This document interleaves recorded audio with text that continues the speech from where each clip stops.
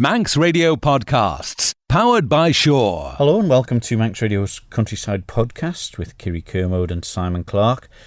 And a bit of a TT theme to it this week. I went along to the Glen, Wyllin campsite. Obviously, the news that the Michael Commissioners had given up their lease with it, and I spoke to the new people, some of the new people who were involved in running the campsite. So very enthusiastic they were as well about it, because it's a lovely location down there, isn't it? It really is, and especially this year for their first season with all the sunshine, bringing the bikers over and just people locally wanting to go and camp. It's just ideal for them to get started.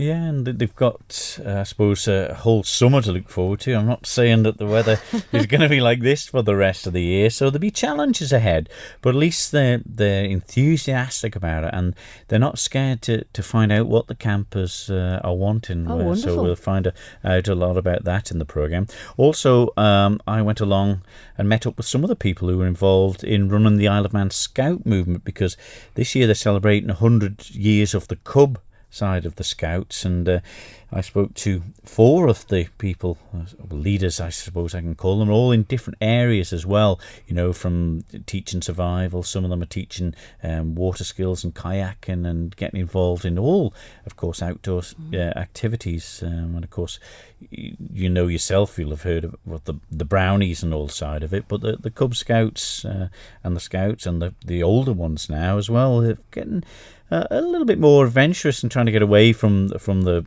sort of image that they've been tarred with over the years, and these ones are helping them do it and getting a lot more members, so that's so encouraging. Well, this is it with Bear Grylls and such like on TV now. It's really, children aspire to be like him and want to get in the outdoors, and the Scouts is a perfect way to do it, isn't it, really? Yes, it would be.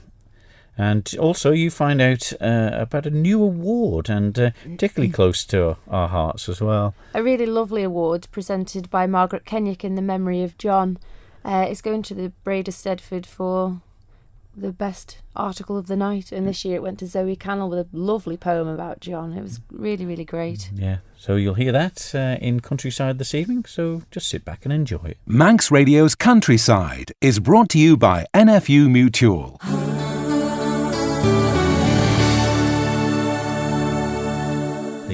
Reins of running the Glen Wyllin campsite were handed over in early April to a new group of people who have made a few changes and are pretty satisfied with how things have gone so far. It's a pretty busy time at the campsite over the TT period, so I went along to speak to James Hooper and firstly Michael Dentith to find out how they were going with things. Fantastic. Especially now in TT, it's amazing. Is it what you thought it would be? I mean, when you first decided you were going to go into this, I mean, you knew the TT was coming, and obviously living on the Isle of Man, you know what it can be like. Being actually in the thick of it, how does that? Well, I've worked in a petrol station for 12 years, so I knew how busy it can get in TT. But yeah, this is just crackers. But it's only going to get better, but it's brilliant because the people that are here, you know, they make it really good. And how did you decide to get into this side of it? Obviously you must have heard about the Michael Commissioners giving up the lease part of it. How did it arise from there? Well, I stopped working in November, and then one of my friends told me that Glen Wyllin was up for lease, and then me and James were looking into doing something with pods anyway around the island. So I sent this to him, and then we started putting a business plan together. Is that the tough bit, getting all that together, of deciding what you're going to put forward? Well, I was actually booked to go to Asia, and then I got this. So I was in Cambodia at the time, and I was trying to send my ideas across to them and stuff. And they were staying up all night getting the business plan together. And then we sent the business plan in, and then we got selected for an interview, and I was back for that. James, how excited were you at the prospect of putting in for it to start with? The prospect of it was daunting. Just the worry of not getting it, really. We set our hearts on it, and it was just, you know, I had a steady job, had a good job, was well looked after, the same job for 13 years, and the changeover from going from that into this was, you know, it was scary, but it was definitely the right move. You always been the outdoor type of fella? Yeah, I've had caravans for about 7 years, caravans, motorhomes, I always go camping, out with the kids, and so yeah, it's something that we've got a, you know, massive passion for. I suppose that put you in good stead, knowing what, you know, with camping yourself, knowing what people like and what they prefer. Well, yeah, and also with the campsites over here, there's nothing really, there is lots of nice campsites, but there's nothing mind-blowing, and that's what we're hoping to try and build up here, is to build a unique thing. We've got beach volleyball courts going in straight away this year. We've got bouncy castles. We're doing like fun days, sports days. We've got out to play coming up, foraging walks. Ideas for Christmas, ideas for Halloween. You look that far ahead. Yeah. Yeah, we've got other people that we know that can come and help us, and So we've got big plans. Yeah, because again, not just the campsite side of it, making it more of a sort of an outdoor activity. Anything that can get youngsters or old people away from Coronation Street or tablets. Yeah, no, definitely. We just want. I think the Isle of Man needs something new, something fresh, and just somewhere where you can bring the kids and enjoy it. And it's not just about the TT. We want somewhere for the people over here in the summer, where it's like there's stuff happening every day of the week, and that's what we're hoping to bring with it, really. How have you found the public from away? They're very good? Everybody's been brilliant. Yeah, they're all happy with us. And so have the locals, to be honest. We've had numerous people coming in saying they can see the difference, like especially the TT people, the difference in the campsite, and it's got a better vibe about it, more and more positive feedback than what we actually thought we'd get. And from all the campsites on the Isle of Man that would have been available, would this have been one of the top ones on your list to pick? It's easily, you've got the sunset every night, you've got a river, you've got Glen's either side, you've got a park, and it's big. Beach. Yeah, and the beach, yeah, massively the beach. You got the summer ahead, obviously the TT, there might be a bit of a lull after that, but I mean, is it completely nothing then, or you got sort of bits and pieces planned for the summer and people booked in already? Yeah, Well, we've got corporate days, got one booked in, we've got another one that's booking in with us. We've got birthday parties. children's birthday parties, so we're building it up that way really, and that'll bring the income in. We've got the burger van, which will be open on the Friday and Saturday night, Friday, Saturday, Sunday, even after TT, because that's ours now, so that'll be here for the locals as well. So. And what about your roles? Do you all have certain roles, or do you have to be sort of adaptive to anything? We pretty much chip in with everything, all of us, like cutting the grass, to me and James putting all the tents up. But obviously there's more to just yourselves involved. Who else is sort of helping you out? We've got a couple of friends that have helped us out for TT, because you just need extra staff, and they've been really, really helpful. Yeah, Paul and Leanne especially have been top, haven't they? Yeah, and they're coming up and they help us out massively. We've got a friend, Wyllin, he's made all the benches for us, and we literally just pay for the wood, and he comes up and makes them all. So everything's just falling into place, really. So you seem to have a lot of people supporting you anyway, so it sounds good so far. You need it, you definitely need it, otherwise you couldn't just start by yourself. If you haven't got all the friends and the support, it just wouldn't. And DAFA have been absolutely amazing to us as well. They've been completely 100% behind us, help us wherever we need it, and they're always there for us, which is a brilliant working relationship with them. Lots of people milling around at the moment, young and old as well, Michael. But I mean, have you had to encounter any turbulence yet? Oh, not really, no. We want it to be a family-run campsite, so we're not really up for partying. But the police are they're really good. They're here all the time, and then we like that so people can see them around. So they're down, they support us. We're very strict on the noise. Because like we say, it is a family campsite now, and that's how it's being run. And we're quite lucky in the way we've got a good working relationship already with the local police, and they are brilliant. James Hooper and Michael Dentith, some of the people involved in running the Glen Wyllin campsite, and a busy time over the TT period it is, but enjoying it, even though it's pretty hard work, because I suppose it's straight into it with that sort of thing, isn't it? Up in the morning to meet them off the boats, and cooking and washing and keeping everything clean and tidy, and making it, as they say, as family friendly as they can. So really enthusiastic about it. And they've had the good weather this year as well, Simon. It's not every TT we have such glorious sunshine, so I suppose it's a fab start to their business, really. Yeah, maybe that's one of the drawbacks, I suppose, if it's raining.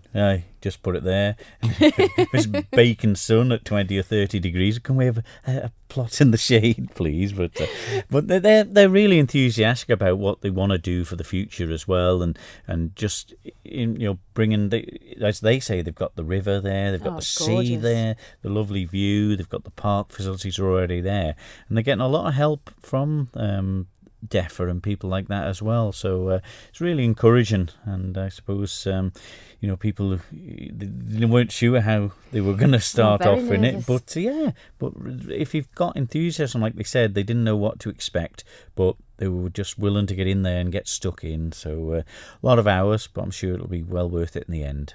Well, this is it. And plus, people don't particularly like to travel either nowadays, so it's nice to stay at home, and if they've got a place like that to go to, then it's all the better. Yeah, I suppose if people are coming over and enthusiastic about the bikes, it's just enough away from the course where the families, if they don't like it, can stay on the campsite, and there's plenty to do for them. Absolutely. Well, I thought you'd had enough of the braid after your late night the last time when you were at the Stedford, but you were there to find out about a new award that was being presented. I popped along to their recent AGM to see a lovely award presented in the memory of John Kenyock by his wife Margaret. This year the award was presented to Zoe Cannell for a poem, and I popped along to listen to her recite it. Okay, this is a poem that I wrote in tribute to John Kenyock. My life with John Kenyock crossed over quite a lot in the 10 years since I returned to the Isle of Man, because I would always be coming to the Braid of Stedford each year, and I would see him a lot at the Guild, which I'm heavily involved in, and also because he was a magistrate and I'm the clerk for the court for the magistrates, and because of the church involvement. So it was somebody who I came into contact with a lot and greatly admired. And I really did feel the loss of him last September when he died. So I did want to pay tribute to him, and I felt that the Braid was an excellent occasion to do that, because he was an adjudicator here for so many years.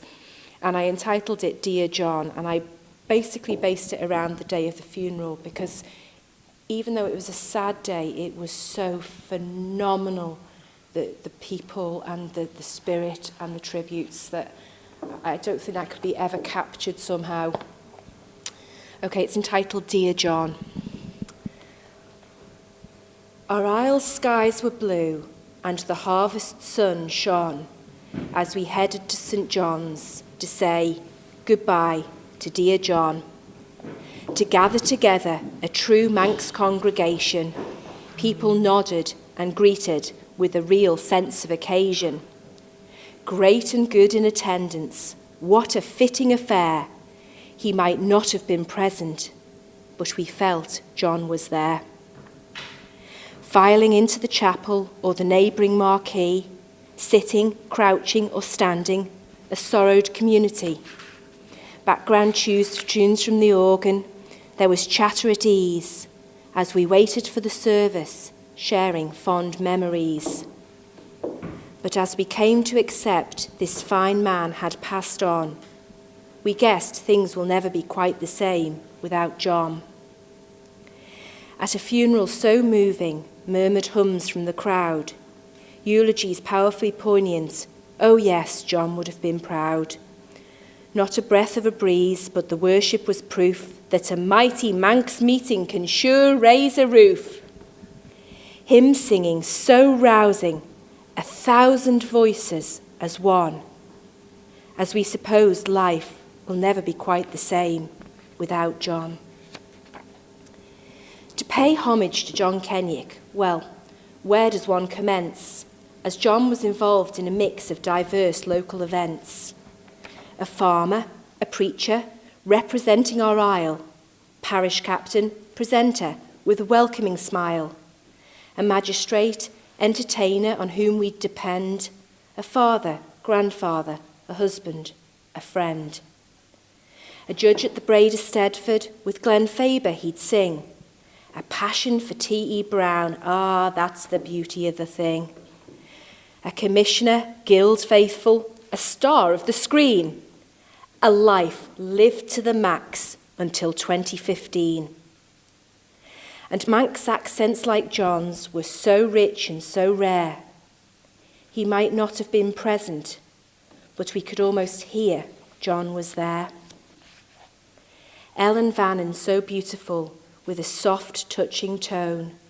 John's final journey over and its busy cares flown. It's what he would have wanted, is a cliche they say, but John couldn't have predicted such grand tributes that day. Mourners from Michael, Malou, Lon and Lazaire. He might not have been present, but we imagined John there. Someone stays in our hearts, though their body has gone, but we realise life will never be quite the same without John. Outside the Methodist Church, what a scene to evoke. Looking down the main road, literally hundreds of folk. Hiya fella, all right, yes'er. Hey gal, how are you? A guard of honour was formed as John's casket went through. And like Tim Mulday meeting up at the fair, he might not have been present, but we sensed John was there. And as we dispersed to our homes far and near, we'll miss John at occasions he went to each year. Earth time is short, John would want us to rejoice in the life that God gave us with vigour and voice. And yes, we must recognise that life does go on, but we know that things will never be quite the same without John. That was Zoe Cannell with her recitement of a poem for John. Wonderful that something like that has been set up, because I had the pleasure, and I must say the pleasure, of doing Countryside with John for over 12 years, Kiri, and you know how challenging this job can be. Absolutely. And rewarding as well. And there's so much that John got involved in and still had time to come up here. The tractor running, still in the field and nipping up to do bits and pieces with it. And it's lovely that he can be remembered as fondly as he was liked by everybody. Oh, he was liked by everybody, and it was lovely to hear Zoe, and her poem was so passionate, and it really did feel like he was there that day, and yeah, it really summed it up nicely. And for Margaret to present it, it was nice to be there. Yeah, real privilege. Margaret would be really pleased, and the family as well. It's such thing, and everyone there appreciated it so much as well. A fitting tribute. Absolutely. You're listening to Countryside here on Manx Radio with Kiri Kermode and myself, Simon Clark. Well, this year it's the 100th anniversary of the Cub Scouts, part of the, starting from such a young age, I think in the Beavers and the Cub Scouts and then the Ordinary Scouts, and I think it moves up to Explorers, and I think there's one or two more ranks after that. I went along and spoke to some of the people who are involved in running the Isle of Man Scout movement. And first I spoke to Guy Thompson, the Isle of Man Commissioner of the Scouts. Well, Guy Thompson, you're the Isle of Man Scout Commissioner. Tell us about that role, first of all. I've been in that role for 2.5 years now, and basically the role is to manage both Scouts and the leaders island-wide. This year on our census we grew by 10%, so now we've got well over 1,000 young people and leaders combined. It is we obviously have girls as well as boys. People think, oh, the Scout or the Cub movement, the Beavers, you've just got to go to the one place, but it's spread around the island. We've got 13 groups, 4 down in the south of the island, then there's Douglas, Onchan, Laxey, Peel, Ballaugh, Moran.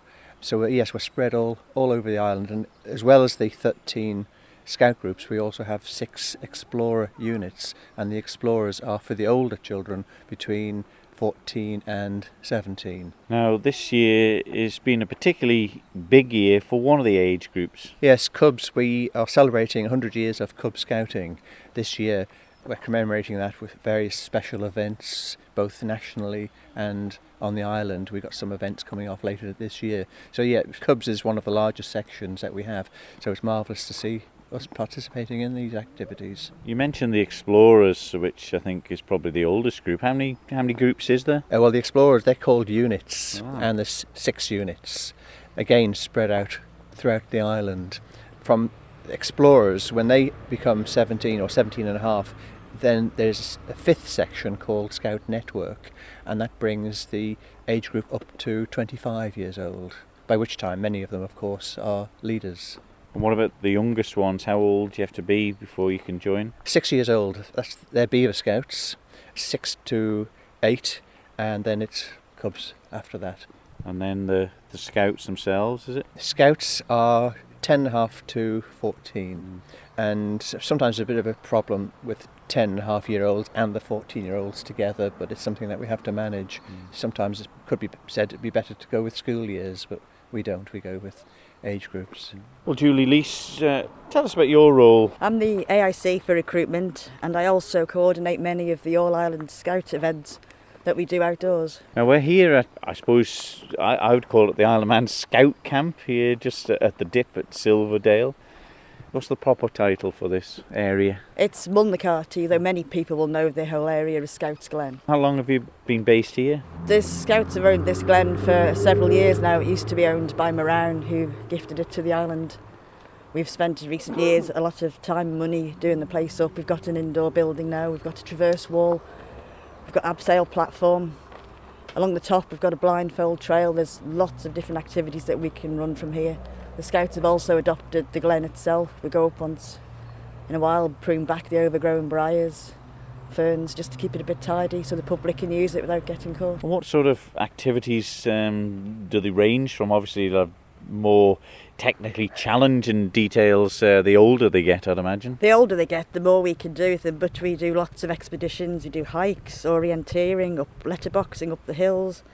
We'd have bike rides, we go rock climbing, we go up on the rock face itself.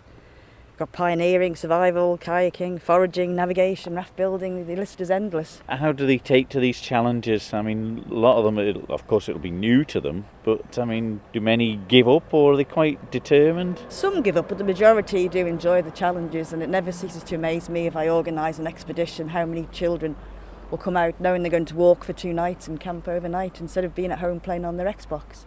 It's absolutely great just to get them out, to try something new, and they love it. Well, James Sandell, you're in charge of survival sort of techniques, right? Yeah, basically I'm the island skills instructor for bushcraft and survival, so what that entails is going to various groups and teaching fire lighting, knife and axe skills, shelter building, backwards cooking, foraging. This has been a big thing on TV recent times, Ray Mears, Bear Grylls. Has this helped in a way? Bear Grylls has been a very large influence in scouting. He's sort of changed the image, in my opinion. It's moving away from the dib and boys in shorts and patrol hats, and it's becoming very popular now. The survival sort of techniques and things like that, I mean, they'll probably be watching them on the television. You get a chance to actually teach them the practical side of it. Yeah, I mean, obviously the jumping off the cliffs, that's not my area, that's more Steve's. But yeah, a lot of it's safety, so I mean, they're going to go and do it at home anyway, so if we can teach them how to do it safely, they can learn to do it responsibly. Is it another thing as well that, you know, they're not just left to do it on their own? It gives them a chance maybe to put a couple of different personalities together and see how they team build? Yeah, team building is a very large component to it, and it's very good, like I said before, a life skill in terms of building confidence when they're adults. Well, Steve Herndon, your role? I am the AIC for activities, which covers all the adventurous ones like kayaking, rock climbing, abseiling, the camping siders, as well as the hiking and hill walking. All the dangerous activities, or do people portray them as dangerous? Well, they can be classed as dangerous, but I think more adventurous is the right term. I mean, because crossing the road could be classed as dangerous, so it's with the right level of training skill, the danger's limited. Yeah. As such, so. Do they get a bit nervous to start with, or the kids have got this sort of no fear attitude? With the kids, you will find there's a wide spectrum. Some are scared but conquer their fears. Yeah. Some turn up with a no fear, cocky attitude, but once they're doing it, the fear kicks in. So it can reverse the ones you think are going to be, or really think they can do it easily. Big and brave. Yeah, it can change quickly when you're hanging off a rock face or platform with a rope around you. Is that what sort of is great from your perspective, where you see the quiet, shy, retiring sort of ones? That's blossoming. Really good. Yeah, that's really good. I've had some here at the abseil platform. They were nervous, but once they blossomed and loved it and wanted to go again and again.